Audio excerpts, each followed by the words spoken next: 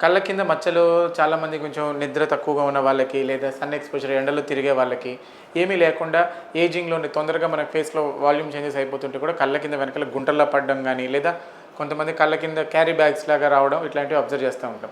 ఈ నల్లని మచ్చలు ఇట్లాగా ఉన్న వాళ్ళకి మనము ఆ స్కిన్‌ని బ్రైటనింగ్ ప్రొసీజర్స్ తోటి, అంటే కెమికల్ పీల్స్ లేదా పీఆర్‌పీ ఇంజెక్షన్స్ తోటి కొంచెం ఈవెన్ టోన్స్‌ని చేయొచ్చండి. అండ్ స్టిల్ తగ్గట్లేదు అనంటే మైక్రో నీడ్లింగ్ ప్రొసీజర్స్, వాళ్ళకి ఫిల్లర్ ఇంజెక్షన్స్, కళ్ళ లోపలికి గుంటల్లాగా వెళ్ళిపోయినాయి, యంగ్ ఉన్న వాళ్ళలో కొంచెం ఏజ్డ్‌గా కనిపిస్తున్నారు, రిఫ్రెష్డ్ లుక్ లేదు అనుకున్న వాళ్ళకి హైల్యూరోనిక్ యాసిడ్ ఫిల్లర్స్ అని ఉంటాయి. ఓపీ బ్రోసెస్ ద్వారా చిన్న ఇంజెక్షన్ లాంటిది కళ్ళ కింద వేసి దాన్ని కొంచెం యూత్ఫుల్గా యంగ్గా కనిపించేటట్టు చేయొచ్చు. కొంతమంది పర్మనెంట్ ఆప్షన్స్కి ఫ్యాట్ ఇంజెక్షన్స్ కూడా చేస్తూ ఉంటాము. లేదా ఓవరాల్ జస్ట్ ఏజింగ్ చేంజెస్లో కూడా చుట్టూ డార్క్గా ఉండేది ఉంటుంది. రాకుండా ప్రివెంట్ చేయాలి అని అంటే కొన్ని ఏం చేసినా కానీ వస్తూ ఉంటే కొంచెం బెటర్గా ఎట్లా తీసుకోవచ్చు అంటే అడిక్వేట్ హైడ్రేషను, స్క్రీన్ టైంని తగ్గించడం, సన్ ఎక్స్పోజర్ తగ్గించడం, వెల్ హైడ్రేటెడ్గా ఉండడం, ఇట్లాంటివి మన చేతిలో ఉండి కంట్రోల్ చేసుకోగలిగిన ఫ్యాక్టర్స్ ఇవి.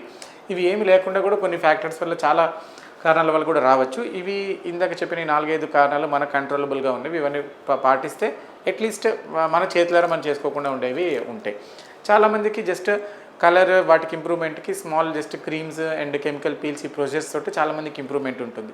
గుంటల్లా ఉన్న వాళ్ళకేమో నేను చెప్పినట్టు ఈ ఫిల్లర్ ఇంజెక్షన్స్ లేదా ఫ్యాట్ ఇంజెక్షన్స్, లేదా మరీ కొంచెం క్యారీ బ్యాగ్స్ లాగా ఉన్న వాళ్ళకి కొంచెం బ్లెఫరోప్లాస్టిక్ సర్జరీస్, ఏజ్డ్ లుక్గా కనిపిస్తున్న వాళ్ళకి కొంచెం small minor cosmetic surgeries, eyelid surgeries తోటి కూడా ఐస్ యొక్క లుక్ని చాలా ఫ్రెష్, యూత్ఫుల్, రిఫ్రెష్డ్గా చేంజ్ చేయొచ్చు.